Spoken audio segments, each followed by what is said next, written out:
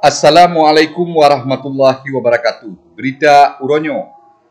Nibak Jumaat berkah akhir bulan Ramadan 1440 Hijriah, tim Ilham Pangestu Peduli kagesan tuni urang gasin di Kota Langsa dan di Gampung Alui Hitam Kecamatan Indramakmu serta di Gampung Blangpausa Kecamatan Juluk Kabupaten Aceh Timur. Nibak Uro Jumaat tanggal 20 Kurun bulan Pet tahun 2022 bengok. Tim IP Peduli Aceh Timur dedek nibak berita bahasa Aceh gemari yang gesantuni di Gampung Alui Hitam Nake Nek Sumiat 78 tahun dan Nek Kamiem 87 tahun. Lenyalom na gesantuni keluarga M Yatim urang Gampung Blangpausa Kota Binjai yang urang inang gopnyan kasakit stroke. Kesi Alui Hitam Apriyadi nibak berita bahasa Aceh gopnyan guucapkan terima kasih ke anggota DPR RI Ilham Pangestu yang kali kepako urang susah di kampung gopnyan.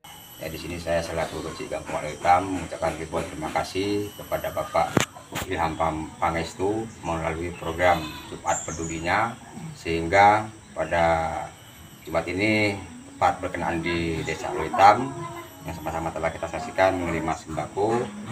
Semoga dengan program ini Bapak Ilham Pangestu selalu mendapatkan berkah dari Allah Subhanahu wa taala, rezeki apa yang telah diterima ini melebihi daripada rezeki ini. Tentunya sukses selalu program Bapak Ilham Pangestu dengan berkarya dengan hati. Sedangkan di Kota Langsa, tim IP Peduli yang dipimpin oleh Bang Erdiwan beserta anggota gopnyan Irwansyah Iliarani dan Bang Bewi nagejak santuni padum-padum dro urang gasir dan urang sakit dalam wilayah Kota Langsa. Kami dari tim IP Peduli Jumat berkah.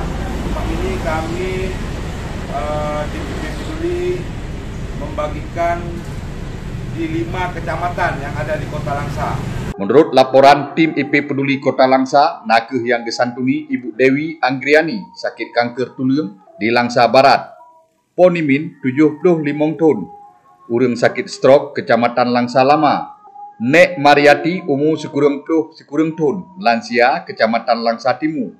Nek Nur Hasanah 65 tahun, sakit lumpuh di Kecamatan Langsa Kota.